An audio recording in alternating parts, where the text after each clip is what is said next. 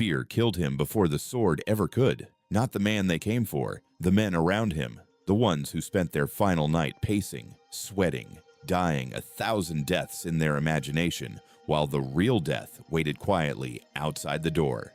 And here is the strange part. The one man who slept peacefully that night was the one with the most to lose. His name was Seneca, and he had cracked something about fear that almost no one understands, even now, 2,000 years later.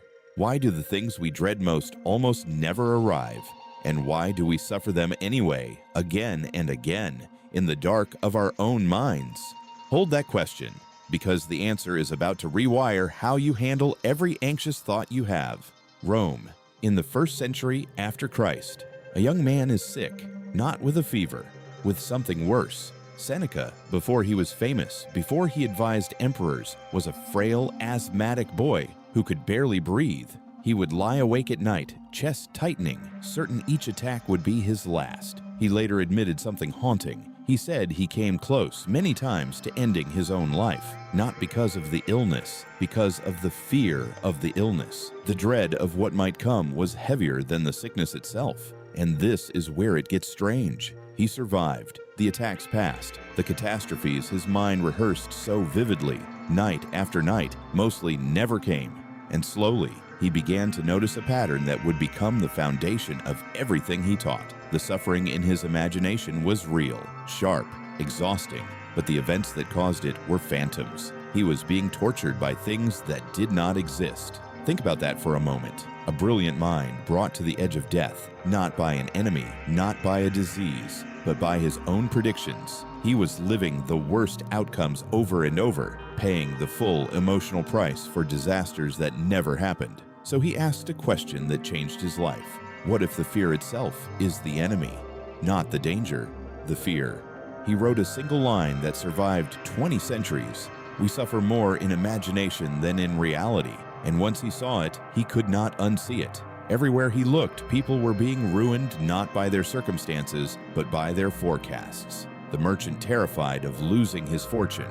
The politician terrified of losing his standing. The lover terrified of losing the one they loved. All of them bleeding for wounds they had not received. But noticing the trap is not the same as escaping it. And Seneca knew that. He knew that telling a frightened man to simply stop being afraid is useless. Worse than useless. So he did not stop there. He built a method, a cold, precise 3-step code designed to strip fear of its power. And the first step is the one nobody expects, because it does not tell you to calm down. It tells you to do the opposite. Stop for a moment, because you already know this feeling. You have lived it. The night before the hard conversation, when you ran the argument in your head 50 times, imagining every cruel response, every way it could fall apart. The email you were terrified to open. The phone that rang with an unknown number and your stomach dropped before you even answered. The morning you lay in bed and the whole day felt like a threat, a wall of dread with no single reason behind it. Here is what those moments have in common. In almost every case, the actual event was smaller than the fear. The conversation went fine. The email was nothing. The day passed. And yet the fear collected its full payment in advance. Hours of your life, gone, spent on a movie that never played. Seneca saw people do this until it hollowed them out. He watched wealthy Romans, men who had everything, live in constant terror of losing it. And he realized something brutal. Fear does not protect you from loss. Fear makes you lose the thing twice. Once in your mind, every day, in advance. And then again, maybe, if it ever actually happens. So what was his first step? This is the part that feels backwards. He said, do not look away from the fear. Walk straight into it. He called it premeditatio malorum, the premeditation of evils. And it sounds like a recipe for a panic attack. Deliberately imagining the worst thing that could happen on purpose. It seems insane. It seems like exactly the thing anxiety already does to you every single night. But it is the opposite. And the difference is everything. When anxiety imagines the worst, it stops at the moment of horror. It shows you the loss, the failure, the humiliation, and then it loops there, forever, in a fog. You never see past the catastrophe. You just feel it, endlessly, half-formed. Seneca's method does something anxiety refuses to do. It finishes the thought. He would sit deliberately and ask, "What exactly am I afraid of?" Not the vague cloud, the specific event. Say it plainly. "I am afraid of losing my money." All right, then what? I would live in a smaller house. I would eat simpler food. And then what? I would still wake up. I would still think. I would still be myself. He followed the fear all the way to the bottom, past the drop, to the ground, and he made a discovery that thousands of years of psychology would later confirm. The bottom is almost never as deep as it looks from the edge. He would look at exile and see that men lived through exile. He would look at poverty and see that most of humanity lived in it and still laughed, still loved, still found meaning.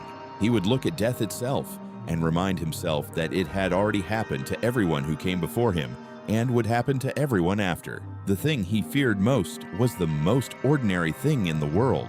And something shifts when you do this. The fear stops being a monster in the dark and becomes an object you can hold in your hands and examine. Named, sized, survivable. This is step one. Face the specific. Drag it out of the shadow of imagination and into the daylight of a real finished thought. But here is what almost no one realizes.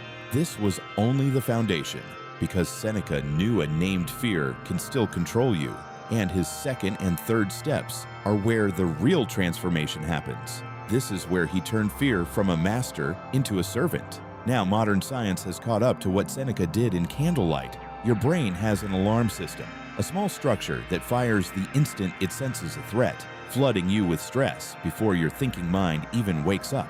And here is the key. That alarm cannot tell the difference between a real event and a vividly imagined one. To your nervous system, the disaster you are picturing and the disaster actually happening produce nearly the same chemical storm. This is why worry exhausts you. Your body is fighting battles that are not there. But researchers found something else. When you name a fear in specific words, when you say precisely what you are afraid of, activity in that alarm center drops. The act of putting fear into language pulls the brain's rational region back online. Scientists call it affect labeling. Seneca called it philosophy. Same mechanism, 2,000 years apart. So here is his second step. After you name the fear, you separate it. You divide the world into two piles. What is in my control and what is not. This sounds simple.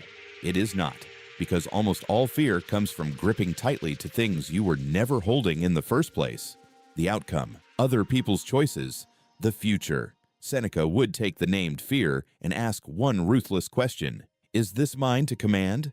If it was not, he released it, not out of laziness, but out of clarity. You do not fight the tide. You do not fear the tide. You simply stop pretending it obeys you. And the third step is the quiet one that changes everything. He would take the piece that remained, the small part actually within his power, and he would act on it immediately. Because fear feeds on paralysis. It grows in the gap between worry and action. The moment you do one concrete thing, however small, the spell breaks. The frightened man becomes the acting man, and an acting man has no room left for dread.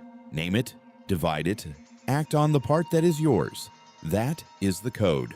So let us return to that final night.